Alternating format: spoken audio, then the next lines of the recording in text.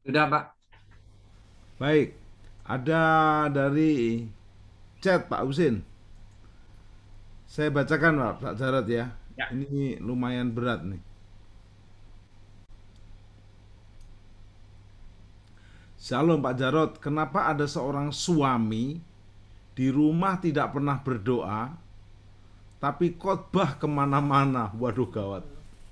Si istri lahir baru, bertanggung jawab untuk anak-anak, urus rumah dengan baik, tapi suami sampai 30 tahun tidak mau tidur satu kamar, sampai istri meninggal Juli lalu, si suami tidak berubah. Apakah si suami seperti ini masuk surga? Aduh. Kenapa ngomongnya baru sekarang? Harusnya sebelum meninggal. Saya beresin dia, saya baptis dia berkali-kali. Aduh, terlambat acara ini Mas Jarot. Tapi boleh Mas Jarot, silakan. Ya, kalau apa tadi suami Khotbah khotbah kemana-mana. kemana-mana nggak berdoa, mungkin dia berdoanya nggak tutup mata, Bu. Ya kan berdoa kan nggak harus tutup mata. Ya dia bisa aja berdoa sambil melek dalam hati gitu ya.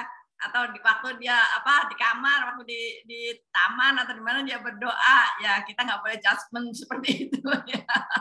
Lalu kenapa dia nggak mau tidur sama ibu? Nah itu ibu yang mesti yang tahu ya kenapa ya. Apa karena kadang satu suka gelap, satu suka terang, satu suka AC-nya dingin, satu nggak mau pakai AC ya. Cari penyebabnya. Atau ibu bau badannya kurang disukai suami, atau itu secara fisik ya. Tapi juga mungkin ada masalah-masalah psikologis yang itu ibu harus selesaikan. Tanya kenapa Pak nggak mau tidur sama saya gitu ya. Ya mungkin dari saya. Ya, kalau saya lihat ini memang ada penyakit di sini ya. Yang arti khotbah kemana-mana, tapi di rumah nggak doa, lalu nggak tidur sama istri, berarti ada masalah pernikahan. Karena emang harus diakui ya bahwa pengkhotbah itu kan bisa pekerjaan ya. Dalam arti ya cari uang. Khotbah, dapat persembahan kasih, dapat duit, ya khotbah terus untuk dapat duit. Dan khotbah itu sebagai pekerjaannya, seperti pekerjaan dalam arti jadi polisi, jadi guru, jadi dokter, ya adalah pekerjaan. Bisa nggak orang khotbah tapi nggak lahir baru? Bisa aja, ya. Sehingga akhirnya ada pengkhotbah yang selingkuh, pengkhotbah yang narkoba, ya, pendeta yang terlibat skandal, bahkan ketika dia ketahuan selingkuh gitu, menyesalnya bukan menyesali dosanya, tapi menyesali kenapa ketahuan.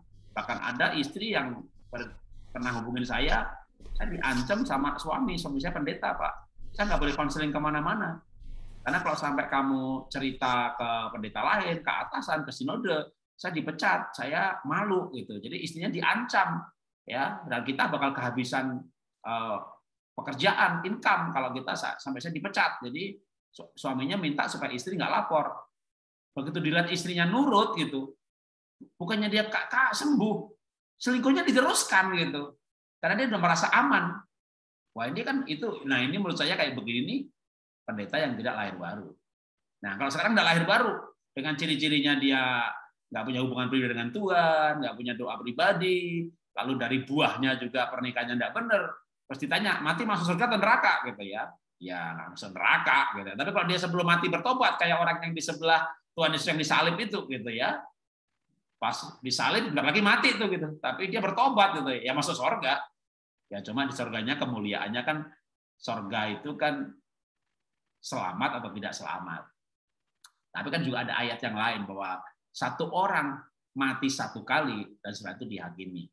Untuk orang Kristen pun ada ayatnya bahwa Tuhan itu adil dan akan memberikan masing-masing upah sesuai dengan perbuatannya. Jadi saudara ini lahir baru nih, sama-sama yang kata aja 143 orang ikut Zoom ini semuanya lahir baru. Tapi yang satu berbuat baik satu kali sama 5.000 kali. Upahnya beda lah. Yang satu menyelamatkan orang, satu 1.000 orang. Upahnya pasti beda lah. Sama-sama berbuat baik 10 kali. Sama nih. Tapi yang satu tulus, murni, satu nggak murni. Ya beda lah. Bahkan kalau yang nggak murni, Korintus berkata bahwa sekali kelak pekerjaan orang akan nampak bagaimana melakukannya, bukan apa yang dilakukan. Jadi khotbah sama ngambil kolekte, khotbah sama ngajar sekolah minggu, upahnya besar mana? bukan apa yang dilakukan, tapi penghakimannya. Itu di Korintus dikatakan nanti api Tuhan akan menyatakan dan bagaimana. Jadi upahnya itu bukan apa yang dilakukan. Apa yang dilakukan tergantung talenta. Talenta Tuhan yang kasih. Bisa khotbah sama nggak bisa. Yang khotbah upahnya lebih besar, ya Tuhan nggak adil. Tapi Tuhan tuh adil. Maka bukan apa yang dilakukan, tapi bagaimana melakukannya. Oh, khotbahnya cari nama. Oh, khotbahnya untuk supaya dipuji. Oh, khotbahnya cari uang. Itu kalau Korintus berkata, sekali kelak akan dibakar oleh api. Ya, kalau terbakar, dia akan diselamatkan, tapi menderita kerugian. Tapi seperti orang yang lolos dari api. Nanti dibaca ya di kitab Korintus mengenai penghakiman. Jadi, kalau dia lahir baru, masuk surga, tapi perbuatan baik, khotbahnya semuanya tidak memenuhi hukum motivasi, yaitu kasih. Makanya Paulus berkata, sekalipun aku memberikan tubuhku untuk dibakar, kalau bukan karena kasih, nggak ada gunanya. Jadi masuk surga nih 143 orang nih yang ikut Zoom ini karena semuanya lahir baru. Anggap aja semuanya lahir baru. Saya nggak tahu ya lahir baru apa enggak. Lahir baru masuk surga. Agama Kristen tidak membuat orang masuk surga. Sekolah teologi nggak bikin masuk surga. Bayar perpuluhan nggak bisa bikin Anda masuk surga. Tuhan nggak bisa disogok. Yang masuk surga kalau orang dilahirkan kembali. Nah, setelah dilahirkan kembali ini,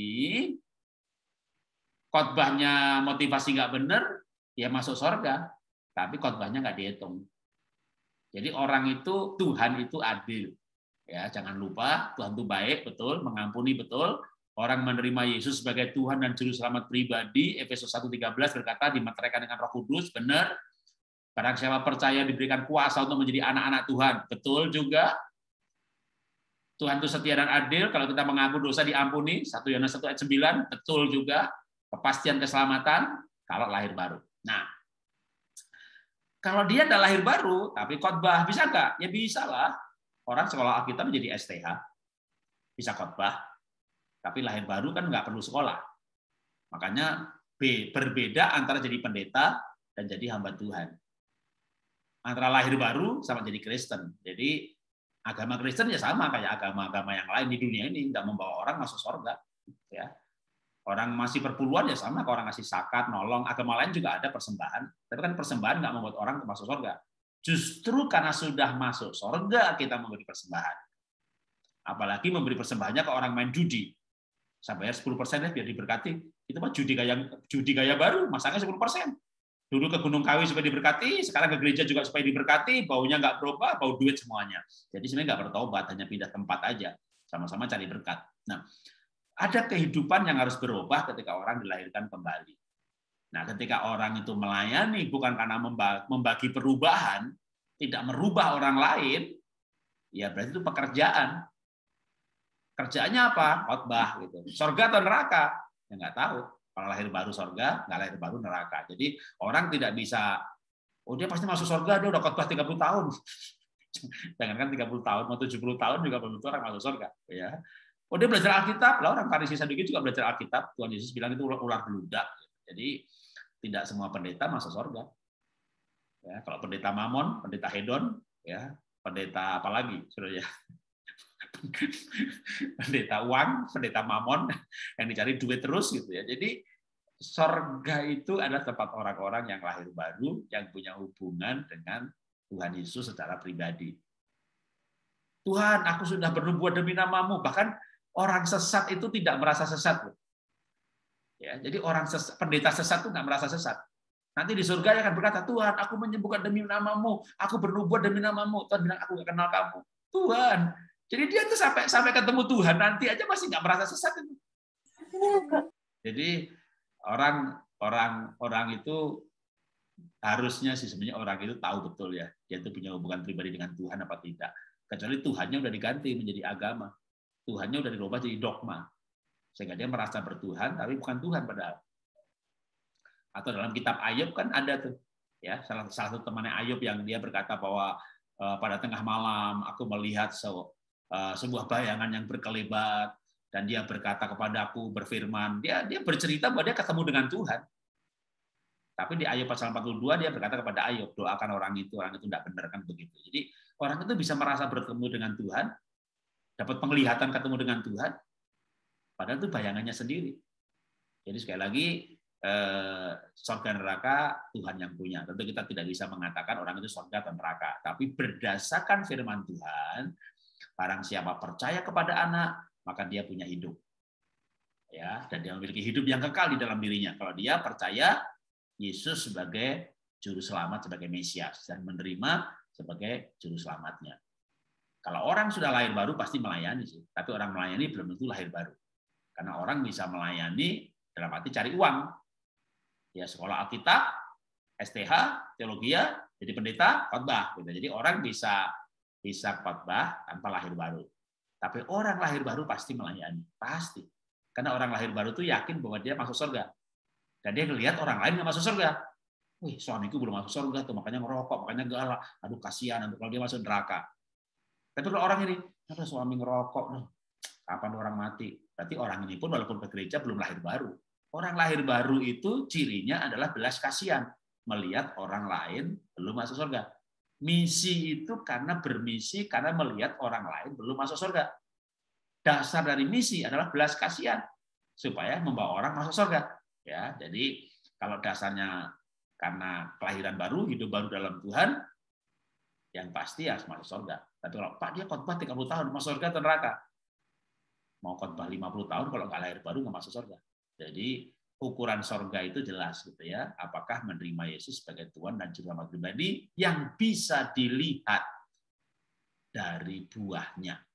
Ya, kalau Tuhan Yesus kasih ukuran, dari buahnya lah kamu mengenal mereka. Jadi bukan menghakimi, tapi memang Alkitab berkata ada indikator, ada ukuran, dan ukuran itu buahnya. Ya, oke, saya kembalikan karena waktunya sudah habis. Saya kembalikan ke Pak. Terima kasih untuk kesempatan melayani.